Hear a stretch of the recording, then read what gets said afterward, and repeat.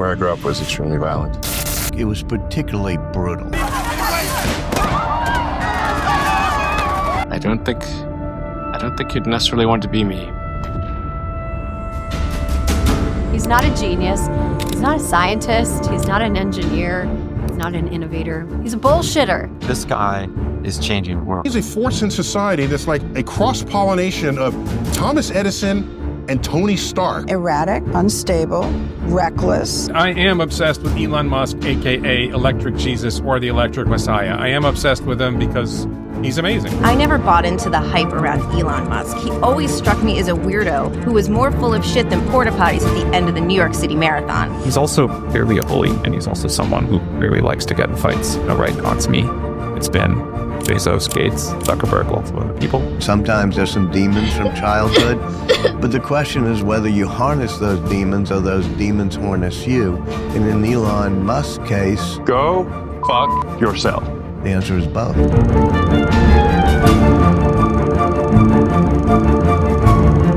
Take us back to when you really started all of this. Oh, man.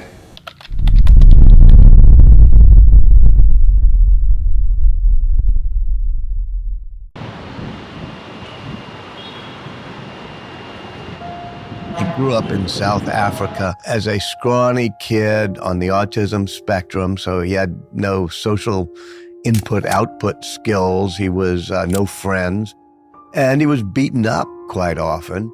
He was the youngest, he made about 2 days, and the shortest, and then he was this brilliant boy, and so people didn't really like him. I was sitting next to Elon, and these guys come up to him, 4 or 5 guys, and they just start just beating him senseless with their fists. There's nothing I can do to help. I just have to sit and watch this. And they had the intention to beat him to death. And it was just awful. My brother's face was unrecognizable. It just wasn't, it was just a swollen lumps of someone that had been almost beaten to death. That one stays with me because you feel it's a feeling of total powerlessness while someone you love is just literally being beaten to death. But the scars from that were minor compared to what happened when he went home after being beaten up once. He was in the hospital for 4 days, but he gets home and his father makes him stand in front of him for 2 hours while the father tells him he's a loser and that it was his fault, and takes the side of the kid who beat up Elon. So I just read a lot of books and tried to stay out of people's way during school. I read all the comics I could buy or that they'd let me read at the bookstore before chasing me away. I read everything I could get my hands on from when I woke up to when I went to sleep. At one point I really ran out of books and started reading the encyclopedia. I got bored easily, and so unless I was doing something like reading or playing a video game or watching TV, and we had terrible TV in South Africa. It was really bad TV. Once one of the kids said to him, "Look at the moon, it's 1 billion miles away." And he said, "Well, no, it's actually under 250,000 miles away." And they said, "Oh, Elon." When Elon was 10 years old, he got tested by IBM, and he was found to have one of the highest aptitudes they'd ever seen for computer programming. Growing up in South Africa, it was very technology oriented, and I taught myself how to program computers, mostly because I wanted to program games. I tried taking some computer classes, but I was way ahead of the teacher, so it didn't really help.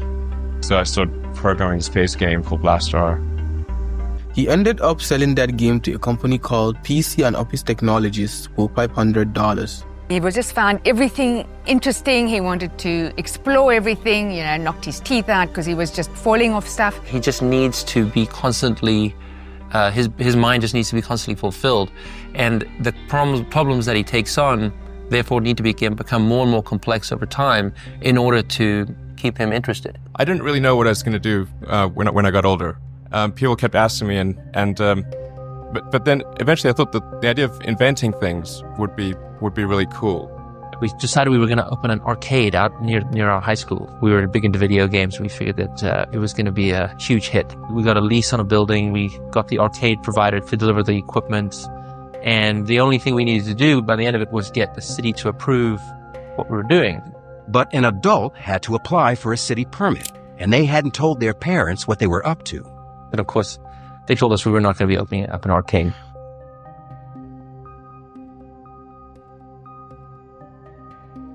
During the 80s was the fall of the apartheid, and it was very complicated because there are 27 tribes, black tribes. There are really two white tribes, there's Afrikaans and English, and they hate each other more than the black on white situation. And then the black tribes all hated each other for their hundreds of thousands of years of history. And so the level of violence was just extraordinary. Walking home from school, you're in fear all the time, mostly of white people, not of black people.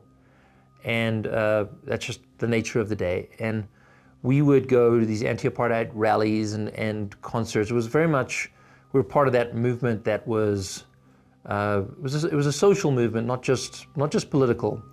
We take these trains which were very dangerous. They were trains that there were a lot of train car massacres where it was black on black violence, where they would just get on the train and just start killing people with machine guns.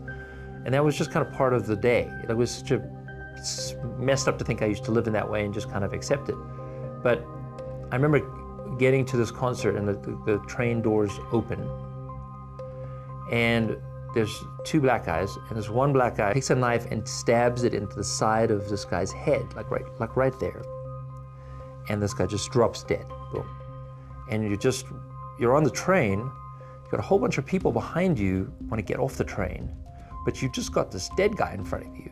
And you're like, oh shit. And there's just a pool of blood just starts pooling all over the ground. And these demons, from relentless bullying to a psychologically abusive father, and the brutality of South African upbringing, will later show up to dictate his career, relationship, and life, for better or for worse.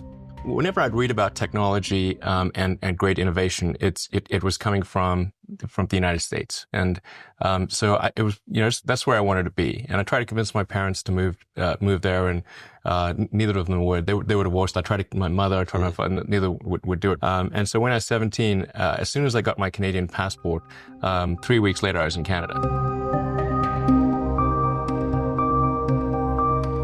I landed in Montreal, and I had like a few $1,000s in traveler's checks, back when traveler's checks were a thing, I have some family in Canada, and my mom's uncle lived in Montreal. We didn't even know his phone number, so my mom says, I just got a letter back from my uncle. He's in Minnesota or something. So I'm like, oh, okay, I don't know what to do now. So I just stayed in a youth hostel and bought a bus ticket across Canada, and worked in various odd jobs and stuff.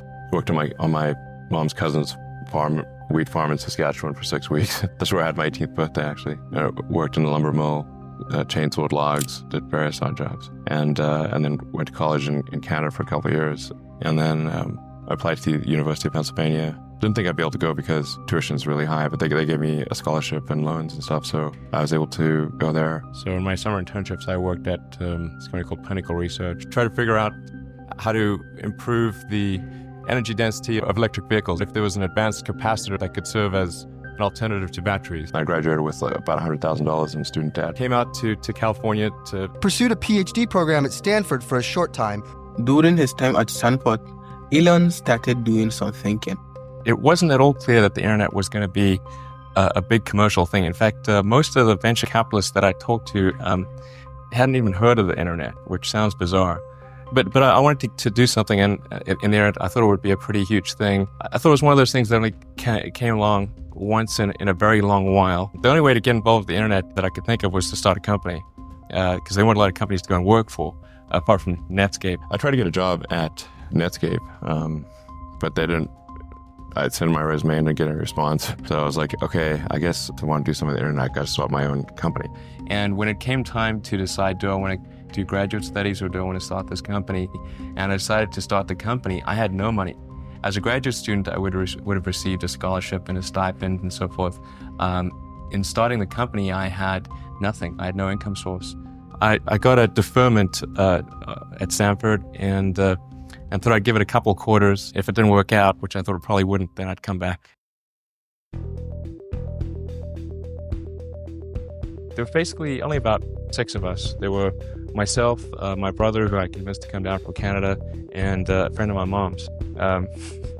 So and then 3 salespeople we hired on contingency. And then I didn't have any money, so I thought, well, we got to make something that's going to return money very, very quickly. So we thought, well, the media industry would need help converting its content from a print media to electronic.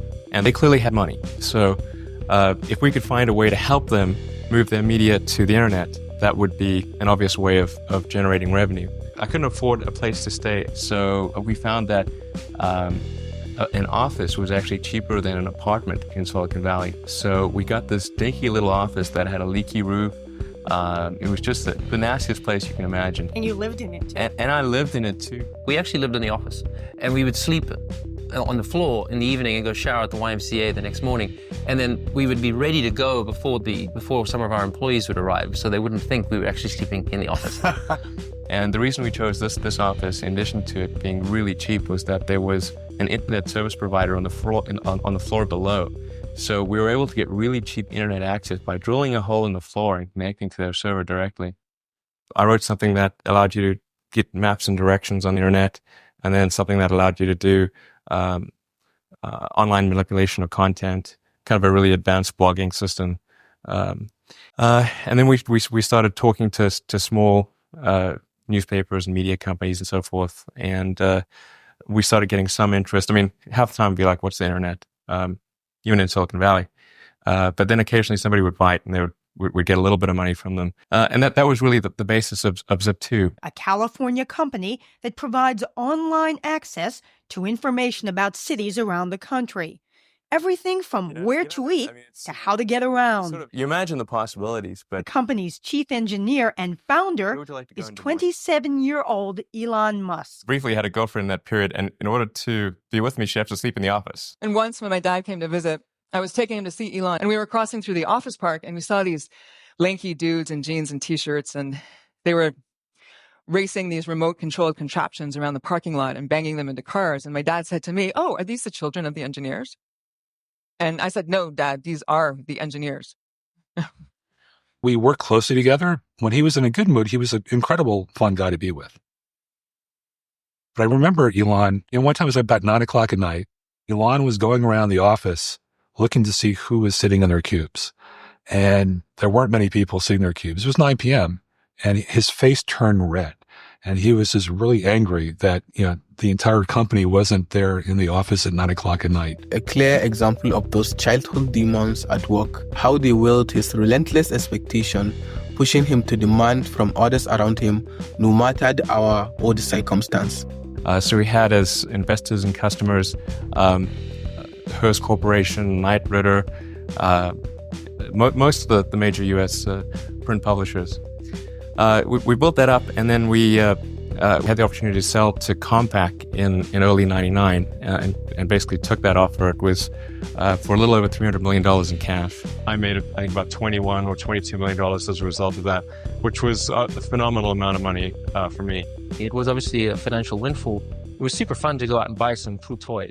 There it is, gentlemen, the fastest car in the world. One of his first things to do is go out and get a big sports car. He comes from a family that really enjoys racing in vehicles, and he got one of the highest performance cars money could buy at the time. He's a McLaren F1, and proceeded to enjoy that around the Bay Area, let's say. There's a number of adventures and risk-taking moves with his driving.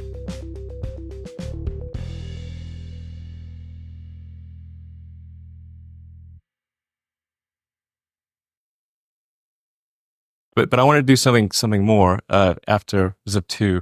In fact, immediately post the sale, I didn't really take any time off. I was trying to think of where the opportunities remained in the internet. And it seems to me that the financial sector had not seen a lot of innovation on the internet. And money is really just an entry in a database. And it's low bandwidth. It seems like it's something that should lend itself to innovation. Thought of a couple of different things we could do. One of the things was to combine all of somebody's financial services needs into one website. So you could have banking, brokerage, insurance, and all sorts of things in one place. And that was actually quite a difficult problem to solve. And then we had a little feature, which took us about a day. That was the ability to email money from one customer to another.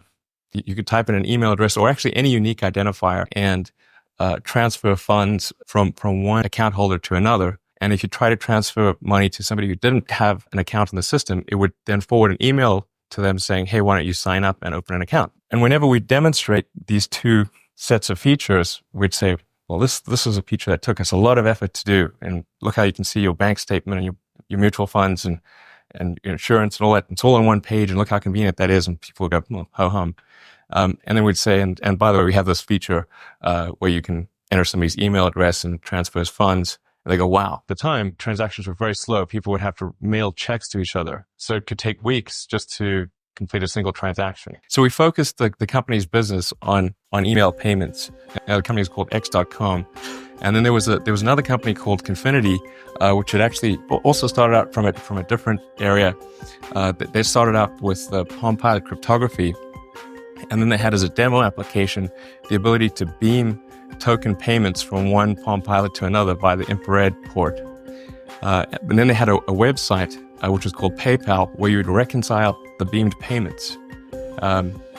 And what they found was that the website portion was actually far more interesting to people than Palm Pilot cryptography was. So they started leading their business in that direction. And they were really competing against each other. And the real enemy at the end of the day was eBay. We combined our efforts in order to compete effectively against eBay's built-in system. And then about a year later, we ended up changing the company's name to PayPal. When he looked at PayPal, his goal was not to create a place you could do person-to-person payments. His goal was to transform the financial industry. And in fact, I ran PayPal for about the first 2 years of its existence. And we launched after year 1. And by the end of year 2, we had 1 million customers. So it gives you an it gives you a sense for how fast things grow in that scenario. We were able to become the leading payment system in the world.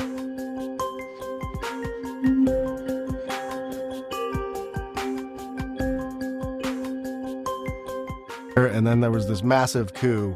Co-founders Peter Thiel, David Sachs met one night while Elon was away on vacation and threw him out of the company, more or less.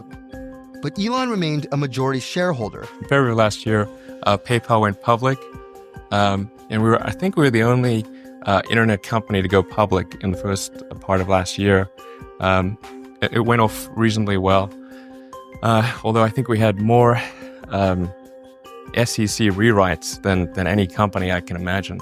Essentially, I was trying to figure out why we had not made more progress since Apollo. In the 60s, we went from basically nothing, not being able to put anyone into space, to putting people on the moon, developing all the technology from scratch to do that. And yet in the 70s and 80s and the 90s, we've kind of gone sideways. And we're currently in a situation where we can't even put a person into low Earth orbit.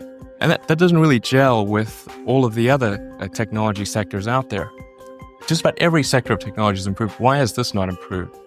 Initially, I thought, well, perhaps it's a question of funding, and that funding can be garnered by really marshalling public support. So I thought, well, one way to get the public excited about space would be to do maybe a privately funded robotic space mission to Mars. And so we figured out a mission that would cost about $15 to $20 million, which isn't a lot of money, but it's about a tenth of what a low-cost NASA mission would be. I thought, well, if we can do a low-cost mission to Mars, something called Mars Oasis, which would land seeds with seeds and dehydrated nutrient gel, and you hydrate them upon landing, and then you'd have this great sort of money shot of green plants on a red background. The public tends to respond to precedents and superlatives, and this would be the first life on Mars, the furthest that life's ever traveled, as far as we know. And I thought, well, that would get people really excited, and therefore increase NASA's budget. So obviously the financial outcome from such a mission would probably be zero. So anything better than that was on the upside. And then when I started looking at launch vehicles, the lowest cost vehicle in the US is Boeing's Delta II, which costs about $50 million, and that's a bit steep. What we were trying to do.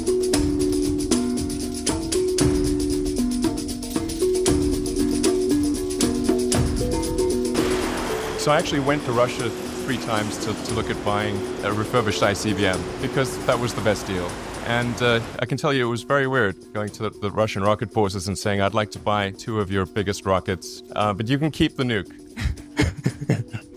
That's a lot more. They thought I was crazy, but I did have money, so that was That was okay. But we actually did get to a deal, but there were so many complications associated with the deal that I wasn't comfortable with the risks associated with it. So when I got back from the third trip, I thought, well, why is it the Russians can build these low-cost launch vehicles? Because it's not like we drive Russian cars, fly Russian planes, or have Russian kitchen appliances. And, when's the last time you bought something Russian that wasn't vodka? So I think the U.S. is a pretty competitive place, and we should be able to build a cost-efficient launch vehicle. So I put together a feasibility study, which consisted of engineers that have been involved with all the major launch vehicle developments over the last 3 decades. And we iterated over a number of Saturdays in the beginning of last year to figure out, well, what would be the smartest way to approach this problem of not just launch cost, but also launch reliability. And we came up with a default design. And that actually, sort of fortunate timing, that feasibility study finished up right around the time that we agreed to sell PayPal to eBay. Musk and his partners sold PayPal for $1.5 billion. Musk was the largest shareholder and walked away with $180 million. He was 30 years old. I could have bought probably a chain of islands, but that again, that was obviously just not of interest to me. How has having a lot of money changed your lifestyle? If you have millions of dollars, it changes your lifestyle, and anyone who says differently is just full of bullshit. Fair to say you've made a fortune. Yeah, I think so, by any reasonable standard, yeah. If I made that money, I'd sit on a beach, I'd drink beer, and I would just watch the sunset.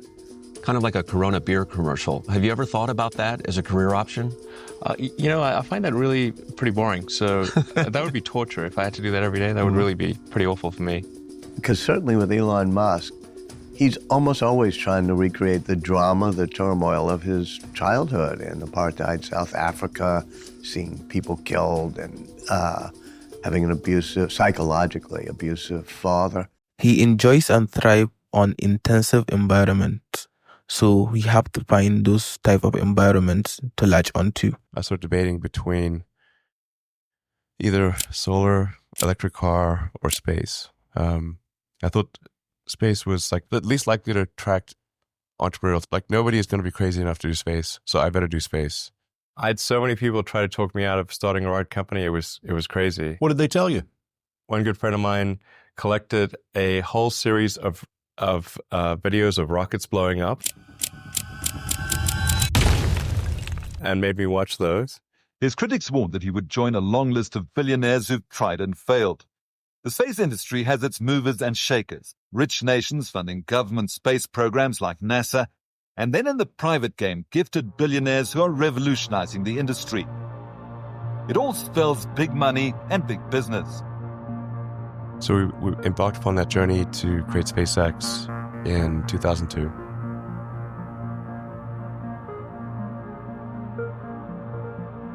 Hi, welcome to SpaceX. Here we're in the lobby. It's very white right now, but there are actually some cool elements coming in soon that will make it less white.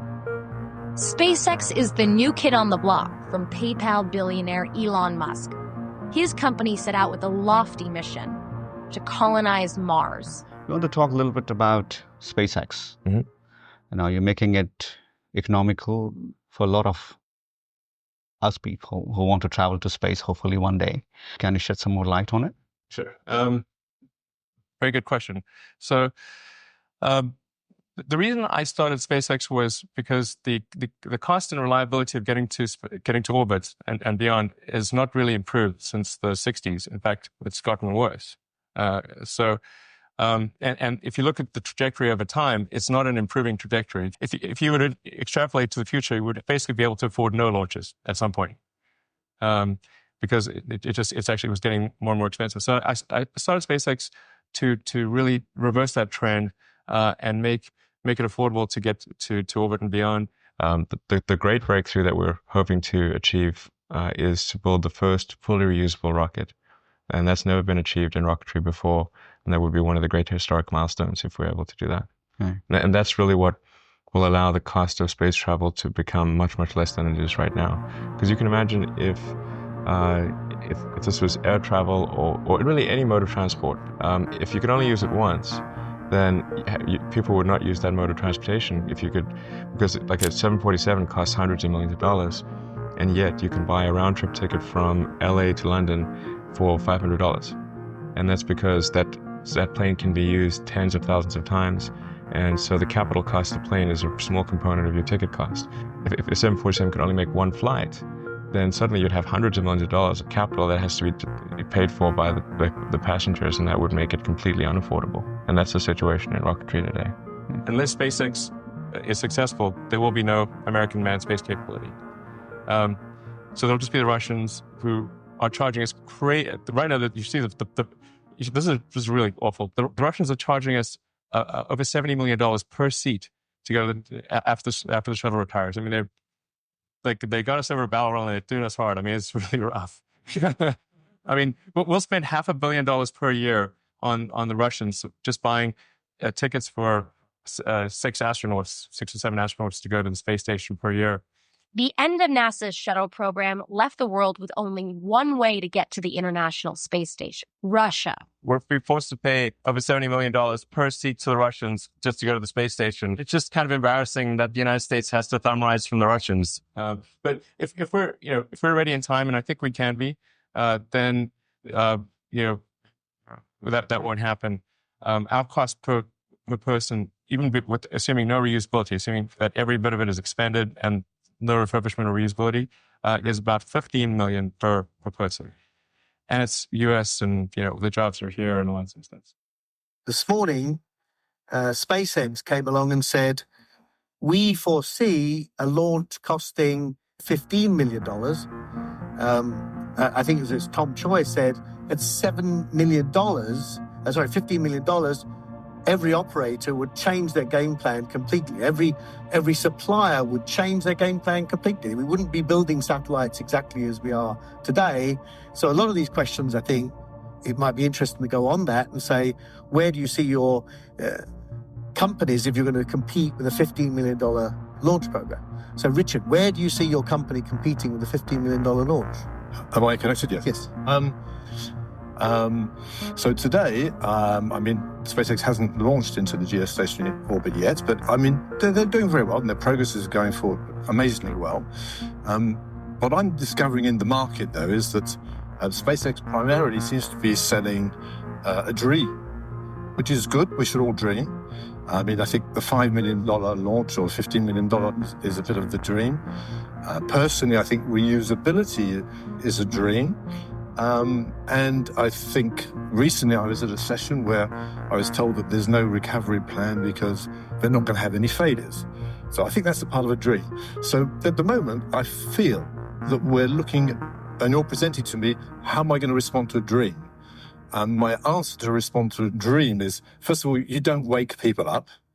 They have to wake up on their own. And then once the market has woken up to the dream and the reality, then we'll compete with that. But they are looking at a price which is about half yours today. It's a dream.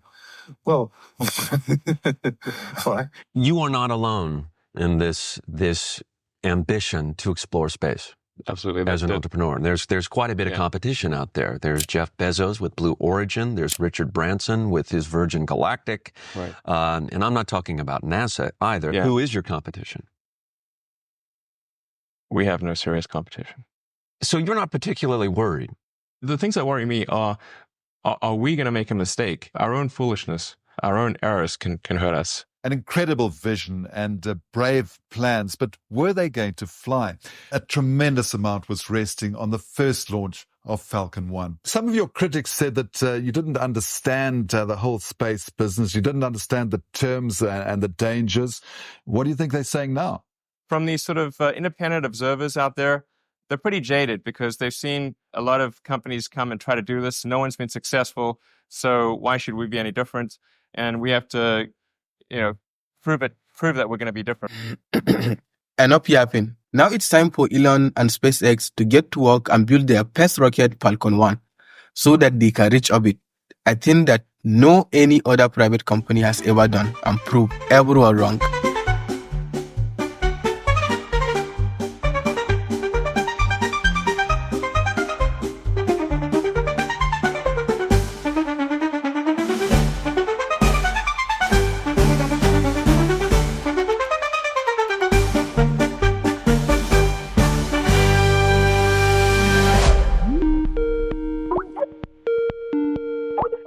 I got this sort of call out of the blue from Harold Rosen.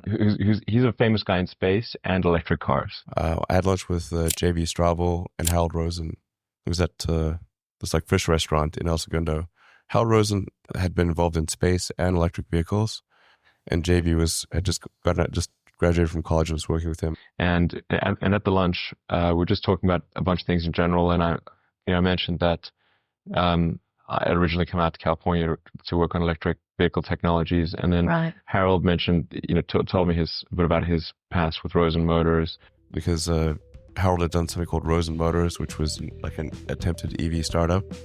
And I said, well, I've always been super interested in electric vehicles. I was going to do grad studies on advanced energy storage techniques for electric vehicles. And the JB mentioned that, hey, there's this company called AC Propulsion that has this kind of very rough prototype electric sports car running on lithium-ion batteries. I was like, wow, that's great. Like lithium-ion batteries have really achieved a level of energy density that for the first time could allow you to have significant range in an electric car. And they had a sports car that had 0 to 60 in under 4 seconds, a 250-mile range. And it was pretty cool. Now, it was just a kit car. So it didn't have a roof or airbags or a thermal control system. And it was extremely unreliable. It wasn't productized, but it was a proof of concept. So I got the test drive from AC Propulsion, and I was like, wow, you guys should really commercialize this. This would show people what electric cars could do. So we at least could address the false perception that people had that an electric car had to be ugly and slow and boring like a golf cart. And I tried for months to get AC Propulsion to go into production with the T0. Like, they just were not interested in doing that. After hounding them for months, I finally said, like, look, if you guys are not going to commercialize the T0, would you mind if I did that? And they said, no problem, go ahead. It's like, great. So I'm going to do that with JV. They said, if you're going to try to productize the T0, there's some other teams you should talk to that are also interested in doing that. So that's where Juan Neverhart, Mark Topping, and Ian Wright came in. And just like that, Elon has started another company called Tesla. And I think that was probably the biggest mistake in my career, quite frankly. Bear with me. I will reveal to you later why he says that. But for now, let's go back to SpaceX and focus on launching the first rocket. Elon knew it wasn't going to be easy. Through a series of trials and attempts, he did everything he could to get the first launch of Falcon 1 off the ground. November the 26th, 2005, the very first launch of Falcon 1 abandoned due to bad weather. So that's the really hard thing about rockets. It's impossible to simulate the flight path from standing on the pad to going 25 times the speed of sound in a vacuum. December the 19th, 2005, the second attempt to launch Falcon 1 scrapped due to a faulty valve. It's like trying to balance a pencil and end up your finger in a hurricane. It's humanly impossible. A human could not steer the rocket to orbit, for example. So it was back to the drawing board. February the 10th, 2006, the third attempt confronted with a technical delay. There's 100 things that can happen, and one of them is success. But success was proving to be elusive. More tests to validate the rocket hardware. Launch day was drawing closer, and tension was growing. Yeah, definitely. I think there's going to be, a serious pucker factor on launch day.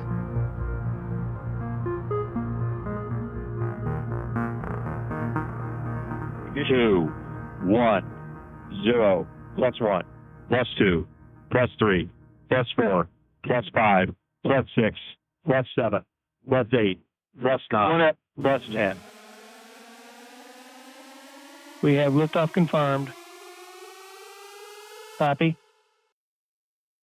Good signal strength.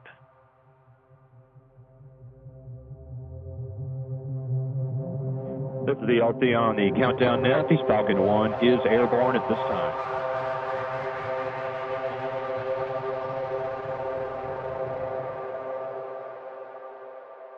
After just 29 seconds of flight, the main engine failed, leading to loss of the vehicle.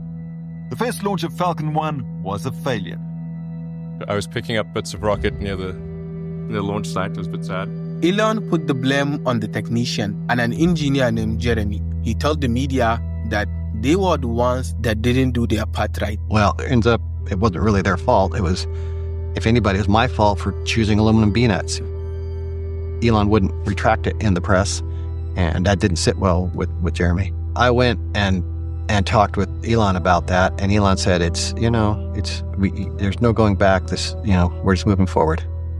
So he ended up leaving the company. Living through the first failures of Falcon 1 was really difficult. We literally had blood, sweat, and tears on that rocket. And then to see it come back down so quickly, it was heartbreaking. We got a lot of data from the first flight, even though it didn't get all the way to orbit. For nearly a year, no news comes from SpaceX. But behind the scene, the team was working day in, day out. The rocket was out on Omelek. All that was there was the launch pad, a very small hangar, an office trailer, and basically an outhouse for a bathroom. We would sleep under the stars sometimes, have horrific sunburn sometimes. We were right there next to the rocket and the launch pad. One down, and the stakes were really high when Elon and his team headed for the launch pad on the remote island of Omelek.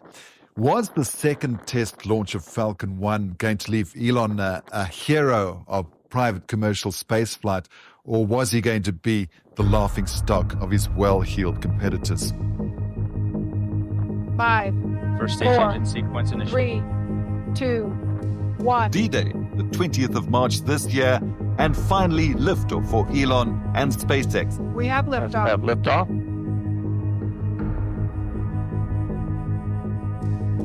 Falcon has cleared the tower. Velocity 128 meters per second. Altitude 2.6 kilometers. Vehicle's passing through max Q.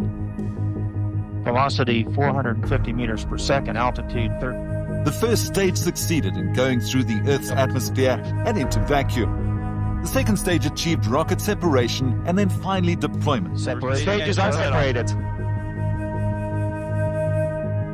Second stage ignition confirmed. Coming up on fairing separation. Revealing the Pacific Ocean far below and the curvature of the Earth coming into focus as the spacecraft headed out. Fairing separation is confirmed. Copy. This marked a near-perfect flight, just short of full orbital velocity. Vehicle velocity is 2634 meters per second. Altitude 117 kilometers.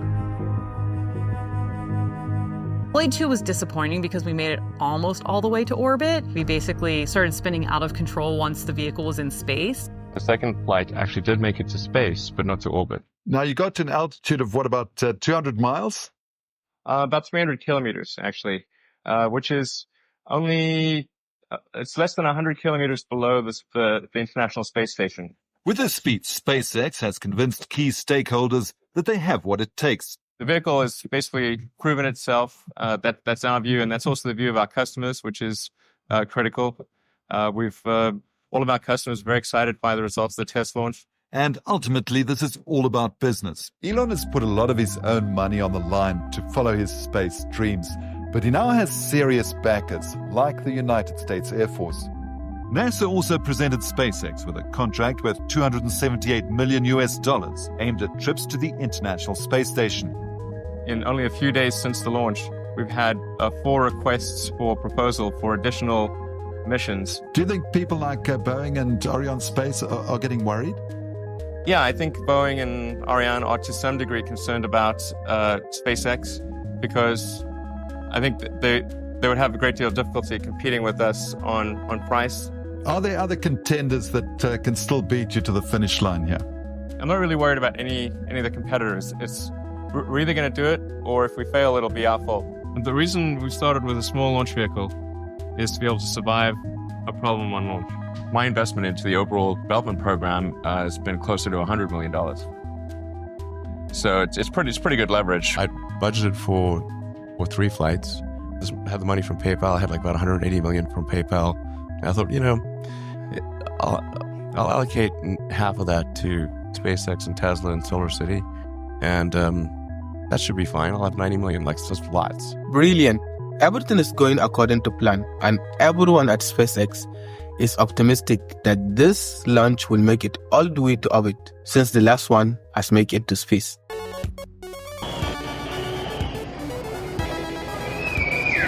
Go Falcon.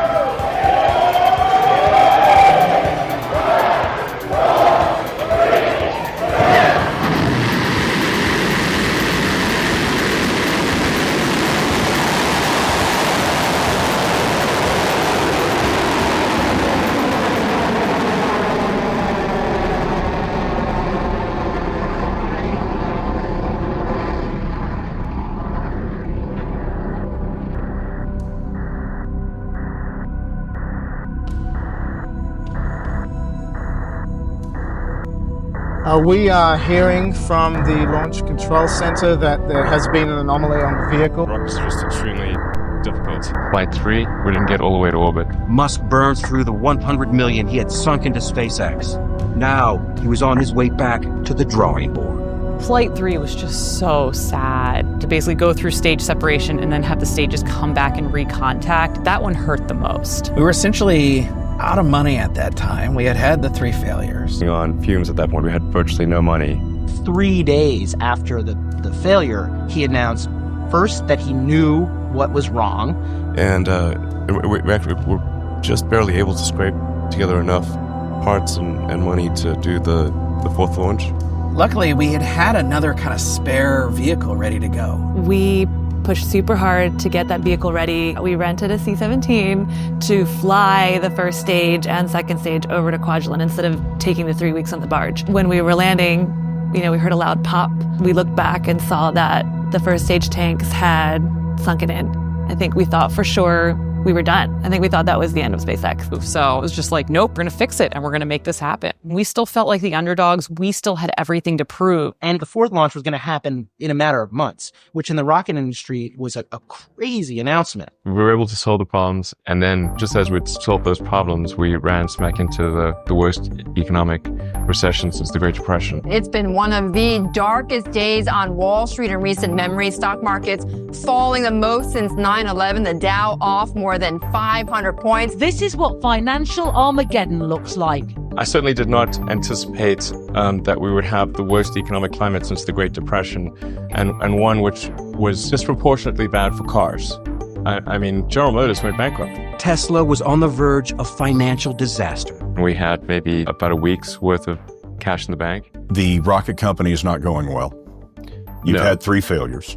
Great. The car company is hemorrhaging money. Yeah. And the American economy has tanked in the worst recession since the Great Depression. Right. What was that like for you? And I never thought I was someone who could ever be capable of a nervous breakdown. But I felt this is the closest I've ever come. Because it seemed pretty dark. So a 4th failure, done. Done. SpaceX, bankrupt. Yeah, it's bad enough to have 3 strikes. Having 4 strikes. Max, I think we're a little less than 15 minutes from launch. So I was wondering if you could tell us about the preparations for today's launch out in Kwaj and a little bit about the mission profile. Sure. The vehicle is designed to be integrated horizontally inside the integration hangar that we have on the island next to the launch pad. The stages are shipped there. Usually they're shipped there separately, with the first stage, which is much larger, being shipped on a regular cargo barge, and the second stage being sent on a DC-8 cargo aircraft that regularly flies into Kwajalein. Stations acknowledge. FTS. FTM drop. Hop go. AVI. AVI's go. GNC. GNP go. OSM. OSM go. Recovery. Landings go. LC, LD, go for launch. 5, 4, 3, 2, 1, 0. We're at stage 1. Liftoff indication. We have liftoff. SpaceX Falcon 1 launch vehicle Falcon has cleared the tower. Plus 12. Pitch kick. Plus 20 seconds. Speed 1.2 kilometers per second. Downrange distance 5 kilometers.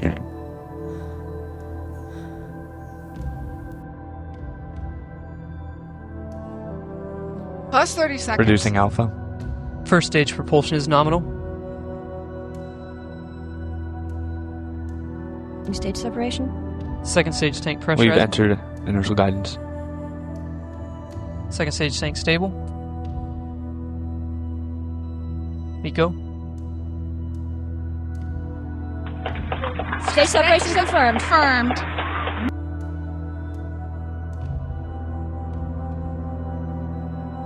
Second stage ignition. Capture maneuver.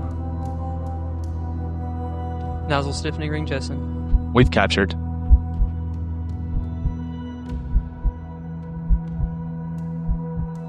T plus 3 minutes. We have a relative velocity of 2,770 meters per second and an altitude of 130 kilometers. Approaching fairing step. Fairing separation confirmed.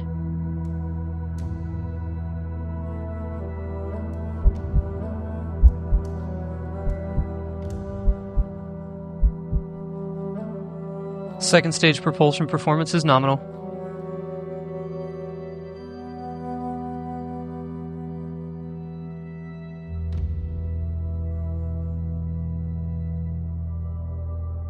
Nine minutes, 30 seconds. Second stage approaching SECO. SECO confirmed. This is a bird defense.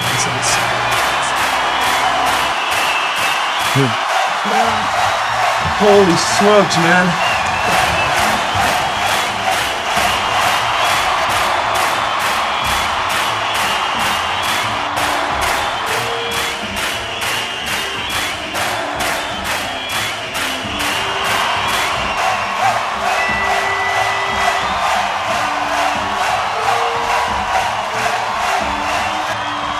Yes, the SpaceX has designed and developed this vehicle from the ground up, from a blank sheet of paper. They've done all the design, all the testing in-house. We don't outsource.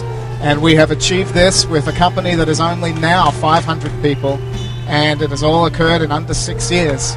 You can hear the cheers in the background from the amazing team that we have here at SpaceX. We're hoping at some point to be able to get our CEO and CTO, Elon Musk, over to our live webcast, but we'll see where he is on the floor and hopefully at some point be able to have him over here to speak with you. What we're hearing in the background is Elon Musk addressing the employees of SpaceX. I was a white method of that. Yeah, it's a huge relief. Still can't quite believe it actually happened. We made orbit. That's like, thanks to the hard work of basically, the SpaceX team. All you guys. I mean, that's really what got us to orbit there. And there are a lot of people that thought we couldn't do it. A lot, actually. But the saying goes, 4th time's the charm, right?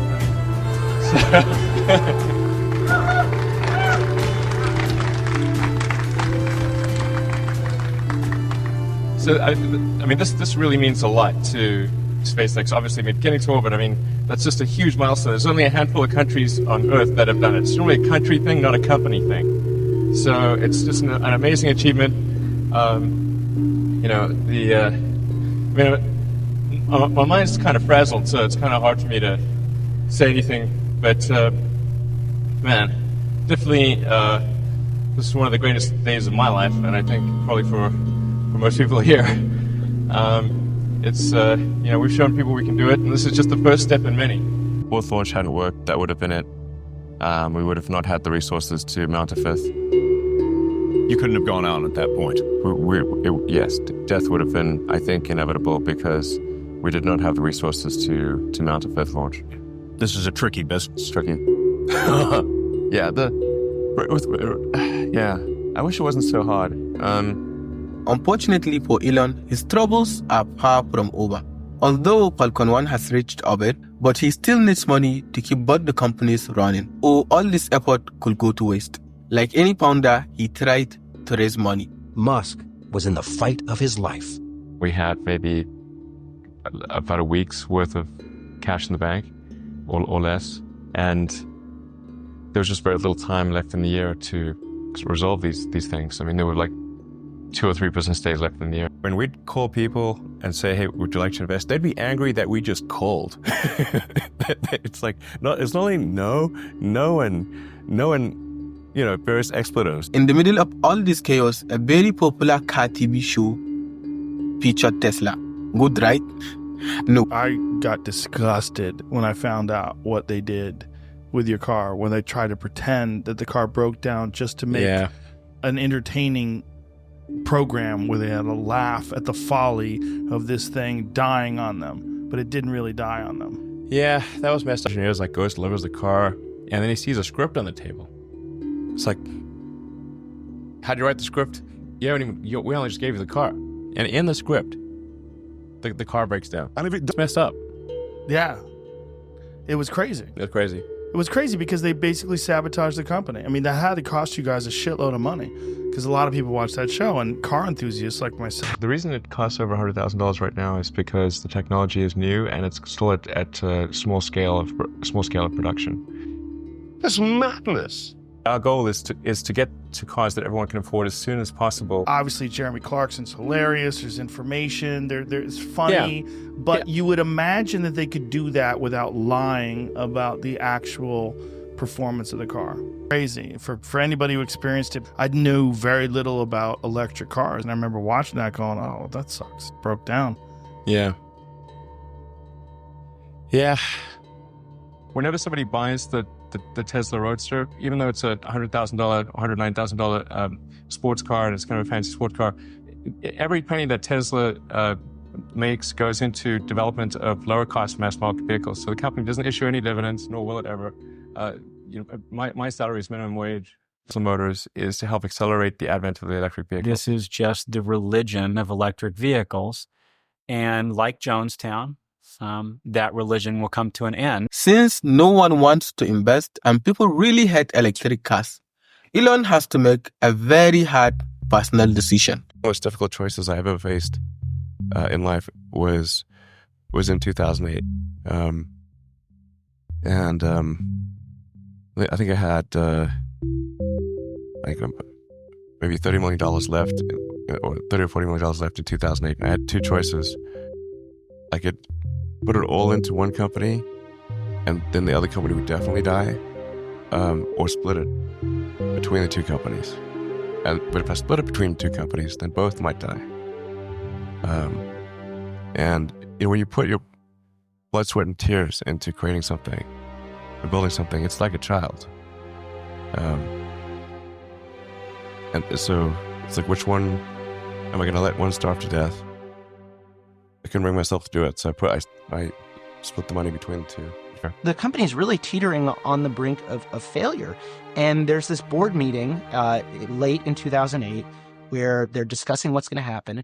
And Elon just says, well, I'm going to raise a $40 million round to keep the company going. And the board members are kind of wondering, well, how's he going to do that? And he says, I'm going to put it all in myself.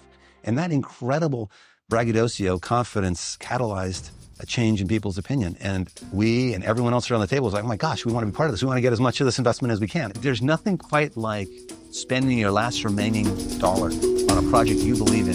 It was thankfully a good win, but it definitely took its toll from a mental strain standpoint. I think I mentally just burned out a few circuits. What was pretty astounding to us was that he was pouring his own personal money into Tesla in order to keep it afloat. How much did you put into this company? Oh, man. Don't tell me you don't know. No, I do. It's about $55 million. $55 million of your own money. Yeah, it's a little more than I expected. He was essentially broke. Oh, yeah, in debt. More than broke. More than broke. Yep. He has to take loans from friends. You know, when we interview CEOs, especially CEOs in a time of trouble, they're very rah-rah. They're very, we've got this, everything's fine, the future's bright. What we both Leslie and I found very interesting was Elon Musk was just very honest. And I really think he may have thought the idea would survive, but his company would not. How much more has the project cost than you thought it was going to cost? Probably twice as much, I think, ish, thereabouts. Are you okay with that? Well, not exactly. I mean, I really wish it would cost what I thought it would have cost. Does your stomach churn? I definitely had some stomach churning moments, no question. Over the money? Yeah, and delays and, not getting it done. And NASA rewarded SpaceX with a $1.6 billion contract to resupply the International Space Station. NASA called and told us that we'd won a $1.5 billion contract. And I couldn't even hold the phone. It's like, I just blurted out, I love you guys. They saved you. Yeah, they did. Financially and maybe even emotionally. I'll tell you what, that was definitely helpful. Yeah. 2 days later, on Christmas Eve, Tesla's investors decided to pour in more money. We closed the Tesla round. It was the last hour of the last day that it was possible to close the round. And we would have gone bankrupt a few days after Christmas if that round hadn't closed. So you were saved in the period of 3 days. Yeah. By two completely unexpected events. Yeah. Merry Christmas. Yeah, absolutely. If we had not succeeded, then we would have been used as a counterexample for why people shouldn't do electric cars or shouldn't try to do private rockets. It would have been a double whammy. People would have used Tesla as an example of just another stupid car company, basically.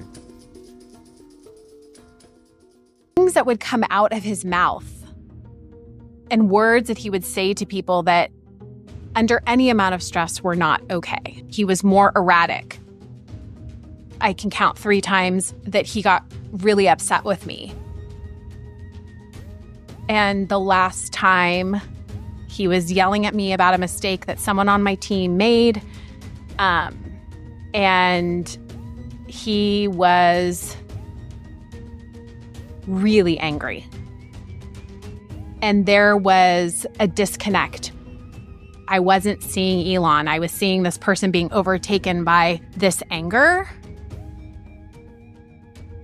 It was so bizarre, and kind of the blink of an eye, I saw him snap out of it and recognize that it was me, and it was fine. And he apologized to me the next day. But it was in that moment that I decided I've hit my limit and it is time to go. It's a combination of he doesn't realize quite what the impact of his words are going to be in a lot of cases. And in a lot of other cases, I just don't think he cares. That is why he's so dangerous on Twitter, because he's a powerful person who's completely, totally irresponsible. Tesla CEO Elon Musk is facing a heap of legal issues this hour as Tesla shareholders filed class action lawsuits accusing him of securities fraud, all from a single tweet last week. Musk fired up this tweet. It's on your screen. This started it all. This was last Tuesday. He declared his intention of taking the company private at 420 back on August 7th. The funding secured portion left investor heads spinning, wondering if that's really true. All right, shares of the electric car company Tesla fell sharply Monday after the company's CEO, Elon Musk, accused an organizer of the Thai cave rescue of being a pedophile. Yeah, Elon Musk tweeted on Sunday, Nicole, saying, "My pronouns are prosecute Fauci." The tweet has 1.1 million likes last time that I checked. And even if there's a number of people asking for him to apologize, instead he is tweeting memes about it. Elon Musk, who now owns and of course runs Twitter, and now thousands of workers learning they have lost their jobs after being told to check their email. Reports tonight roughly half the company's 7,500 employees now out of work. And you've just described the entire theme of the Elon Musk, which is darkness and lightness woven together, each coming from the same place, sometimes driving people crazy, sometimes driving them to do things they didn't think they'd be able to do. And you want to take out the dark strands of Elon Musk, the demon mode. But if you take out those strands, maybe you don't have Elon Musk at the end, because the dark and the light all come from the same roots. Thank you so much for watching. If you enjoyed the video, yeah, grabbed. You enjoyed. Yeah. Idini, if you enjoyed the video, don't forget to like for the algorithm, and most importantly, subscribe, because you do not want to miss what I'm cooking. I'm really excited. Thank you.